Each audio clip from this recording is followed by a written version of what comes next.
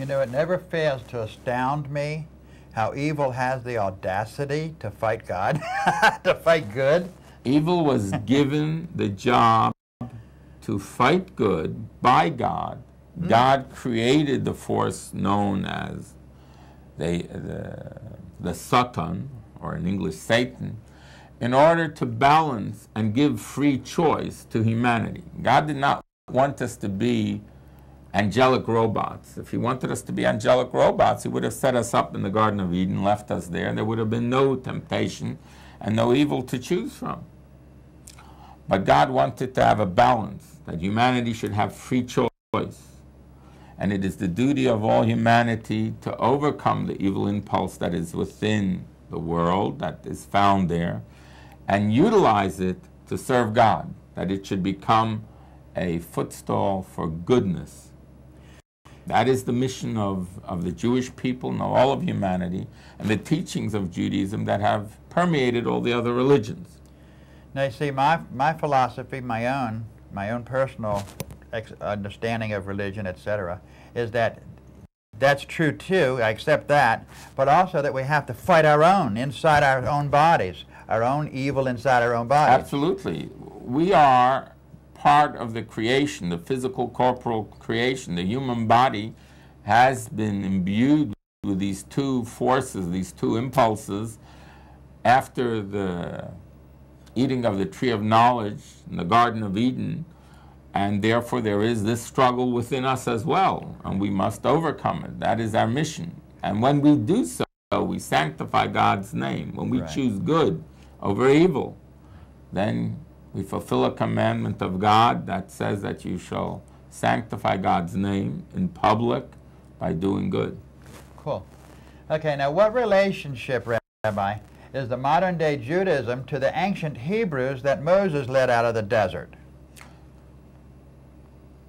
The 5 books of Moses and the prophets and the Talmud, the oral law, were all, according to Jewish tradition, given to Moses at Mount Sinai. And they were brought forth, and they were taught by God to Moses at Mount Sinai, and they were brought forth at particular times, recorded in book form and scroll form, for humanity to be able to use and not forget. All the traditions of Judaism that we know of today must be based upon the Torah, upon the 5 books of Moses, all of the commandments. There are 613 commandments. The rabbis in the oral law helped us to implement those commandments and expounded upon how we should go ahead and fulfill them. This is all taught according to Jewish tradition to Moses on Mount Sinai, when he went up there for 40 days. But are the Jews of today related to the Hebrews of Moses' time? Absolutely. The Jews of today, and I'll underline this again, are descendants of the 12 tribes of Abraham, Isaac, and Jacob, and the 12 tribes that came forth from Jacob, from Yaakov Avinu, Jacob the patriarch. But Judaism is not just a bloodline religion, so to say. Judaism is a religion that is open to all humanity. When a person sees a need or feels a need in themselves to fulfill and to live a spiritual life, and he finds that Judaism satisfies that need in him or her, then ultimately they find Judaism and they take upon themselves all the commandments of Judaism, and that's called in English, they convert to Judaism. Or if they never had any religion, they accept and take upon themselves Judaism and the lifestyle of the Jewish people. The biblical commandments are available in English and many languages today. Maimonides enumerated them, and they are there for all to understand and to learn from and to question and receive answers.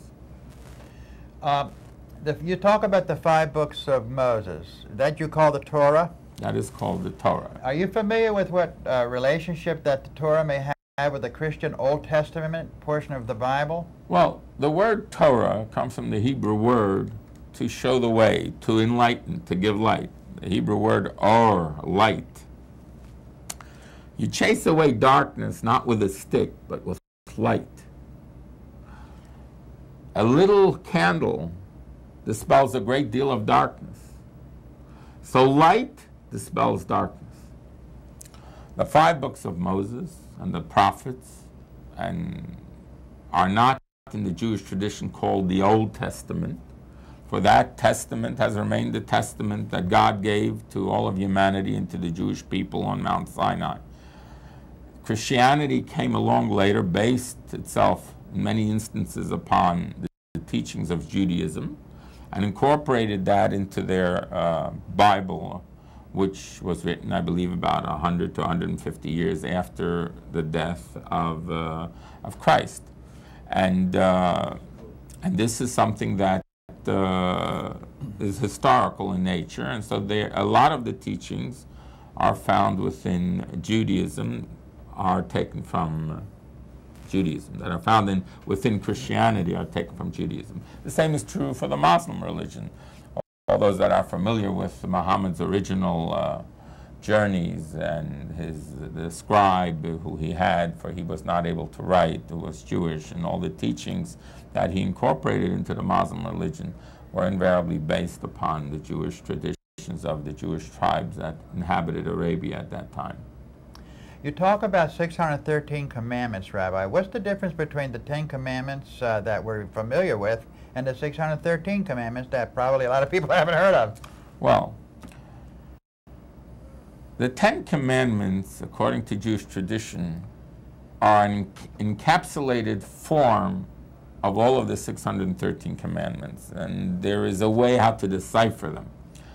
But they are borrowed from the same 5 books of Moses, the same scroll that has been handed down throughout the generations and has been discovered without any variations thousands of years later, the Dead Sea Scrolls, to be the exact copies of the Torah as we know them today as they were then. So it is a remarkable, unbroken chain and record of those teachings, and all of those commandments apply as they are expressed in the Torah. Now, I happen to know, Rabbi, that one of the 613 commandments is that a man should not sleep with another man. But also one of the 613 commandments is you shall not eat any shellfish or lobster. That means lobster, shrimp, crabs, and stuff like that, right? Mm-hmm. Correct. So if somebody wants to force somebody to obey one commandment, then they first have to make sure they obey all 613 commandments first too, don't they? No.